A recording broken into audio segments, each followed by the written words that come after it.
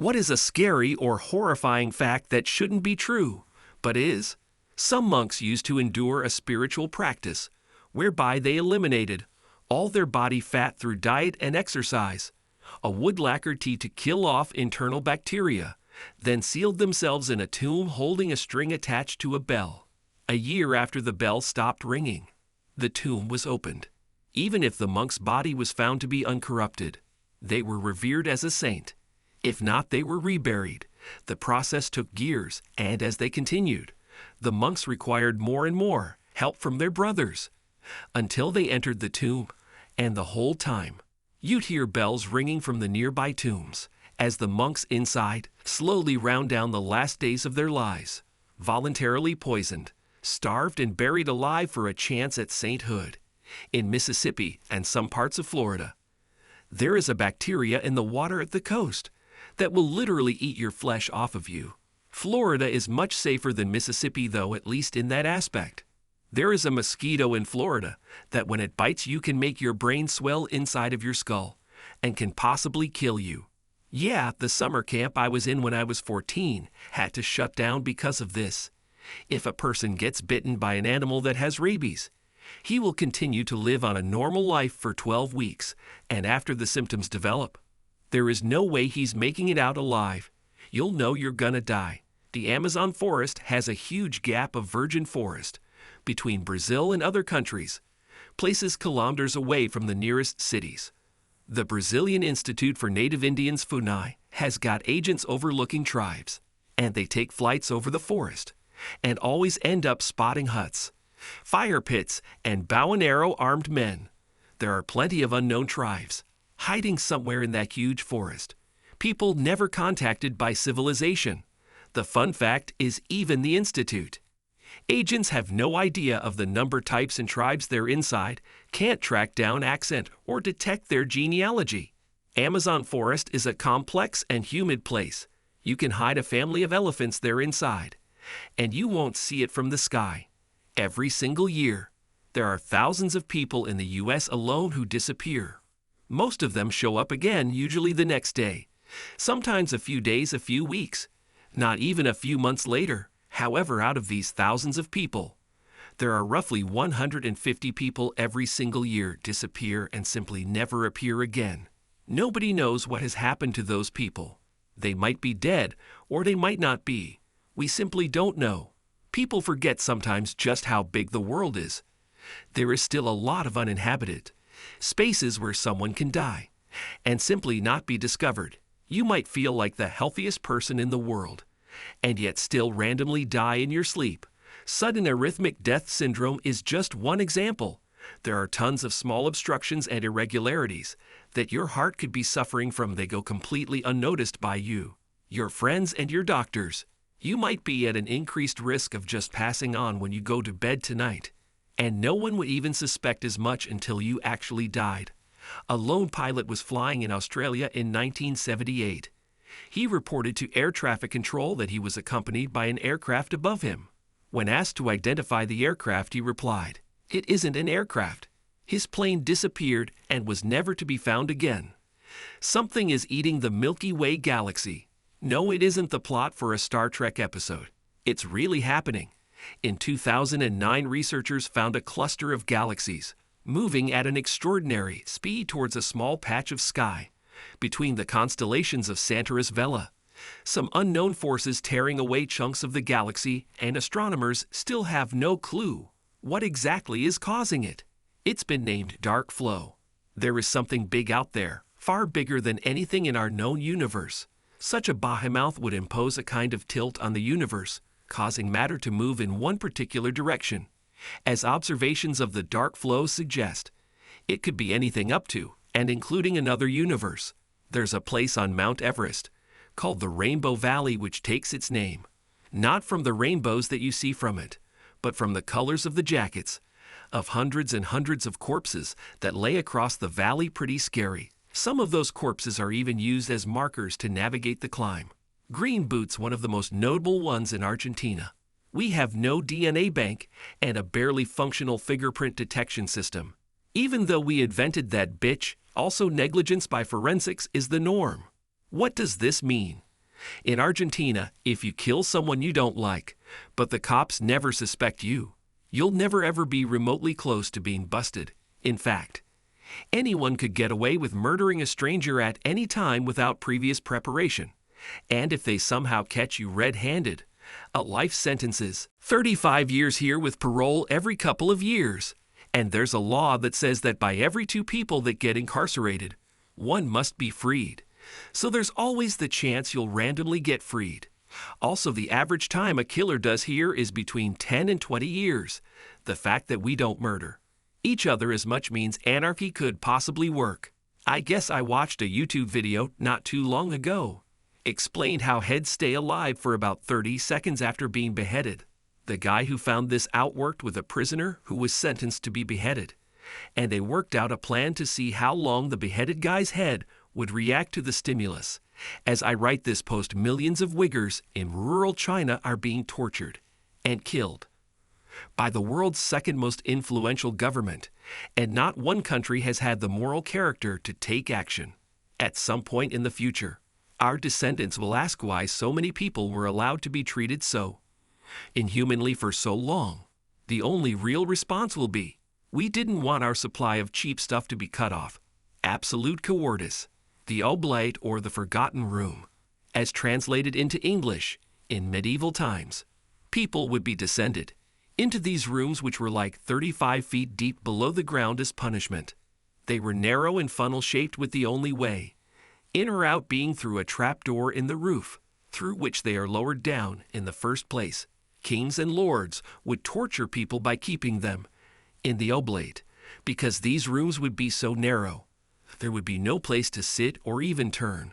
Prisoners would be left there to starve while standing 24 hours and 7 days a week to their death, sometimes among the bones and human waste of the inmates who had died before them. The only light, if there was any, would come from the trapdoor on the roof. There would be absolutely no chance of escape, as it was impossible to climb up the walls of the narrow passage.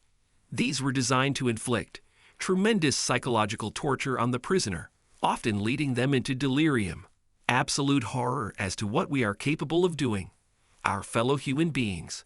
Oh, I have a terrible one. The true dangers of scurvy. Bones that had previously broken re-break. Old wounds open up again. This is because one of the major effects of scurvy is that the body can no longer produce collagen, the glue of the body's cells. The cartilage, especially around the thorax, begins to disappear. Each are citrus. I don't know if it's scary, but whales fall. The deep sea scares me. When whales die in deep cold water, they sink instead of float, and do not decompose as quickly, bringing huge amounts of biomass to deep waters. Causes underwater creatures to grow rapidly, forming communities around the dead whale. This can force evolution or genetic mutations. When creatures are rapidly reproducing, deep sea creatures have weird phenotypes and genotypes. Maybe Cthulhu or Atlantis exists. I have a story for you. First of all, you don't have to get bit to contract rabies. If their mucus touches your mucous membrane, think mouth or nose, you can still contract rabies. I once got drunk, fed Aracunin Oreo from my mouth, and its nose touched the inside of my nostril. It seemed harmless and made for a cool story. A friend that took a video of it got it posted to Barstool Outdoors. A day or so went by, and I got a call from the CDC telling me to go get a rabies vaccination to avoid contracting the disease. You bet your sweetest. I got to the clinic as quickly as I could. The vaccine is administered over several weeks and is expensive as fuck. Moral of the story: don't mess with wild rodents. But wild rodents are so cute. Here's a fact you probably haven't heard before. Chickens can survive for up to 18 months after being decapitated, although most of them die within an hour. So in reality, the horrifying part of this is that each chicken being killed for food had a slow, agonizing death. Disturbing fact. It is estimated that the number of vertebrate animals used every year for experimentation ranges between the tens of millions and 100 million. This does not include the number of non-vertebrates. Also use the laws in sharing that the experimentation is not needlessly cruel and inhumane, are often non-existent. minimal, and or only apply to select species, meaning that in the majority of cases, it is entirely legal to perform any kind of experiment on the majority of lab animals with no ethical oversight whatsoever, even the most minimal concern for the animal's welfare. This is justified in the name of human progress. Here in Russia, we have the highest males side rate in the world. 2 of my family members ended themselves, uncle and cousin not related, and everyone pretended it didn't happen, like they died accidentally because no one cares. Yesterday, I've heard how the woman said to her son, "No, don't cry, you're a man, aren't you? How convenient." In my husband's family, they don't have a single man who lived longer than 65. And 2 of my male family members died while working. Were they even considered to be humans, or just money-making machines who had zero rights to have emotions? In Russia, many people say her money is her money. His money is a family budget, quite frankly.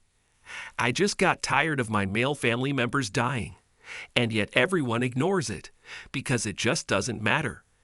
And people known about not getting their Frappuccino order right here in the States.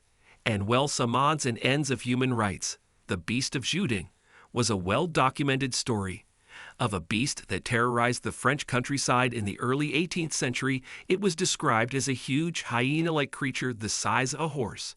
It was active periodically for several years. Many times it was claimed to be killed, but ultimately it always returned. This creature killed about 200 actual people, and nobody could do anything about it. The King of France once sent his own heavily armored horseman regiment to catch it. Soldiers killed like 6,000 wolves all over the Xivudan province, but never caught it.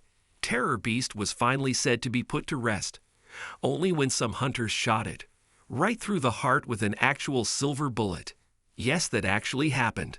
Bald sharks can survive in fresh water. They have been found in the Mississippi River, in the USA as far as Alton, Illinois, which is about 700 miles upriver from the coast, and in the Ohio River near Manchester, Ohio. One was found about 2,500 miles upriver in the Amazon near Iquitos, Peru. They are also known for being aggressive and account for the majority of shark attacks on humans. Color is not real. It's just messages, as your brain processes the light hitting your eyes as it reflects off of different surfaces. Everything is actually probably gray. Also, there is no actual sound. Sound is just another message created by your brain to translate sound waves. They are like other waves like microwaves, etc. But your brain can pick up sound waves, and then it processes them and creates the sound you think you're hearing. But in actuality, there is no sound, only silent waves. Despite the homicide rate going down over the decades, murders are now less likely to be solved. So now, despite the police dealing with less crime, more forensics, better technology, and better surveillance, murders are less likely to be solved. The debate on I is pretty unclear. But most cops blamed witnesses for not coming forward with relevant information quickly enough. So basically, people are too scared of the police to come forward because of things like false accusations, police brutality, and being charged with petty crimes. To date, 6 nuclear warheads have been lost by the U.S., which have never been recovered. Their suspected locations are classified by the Defense Department, which reserves the sole right to inform the public if they are suspected of being in danger, but may or may not do so, depending on the situation. To clarify, far more than 6 nuclear warheads have, at one point or another, been classified as missing or stolen. But the others have been successfully recovered or decommissioned. Not sure if it's more or less frightening to know that more than 6 nuclear weapons have been lost, but recovered when people think. Ad companies listen to your conversation to suggest ads. They actually predict your behavior based on mass data collection. Their algorithms pick up on trends within your demographic, even for things that seem out of left field.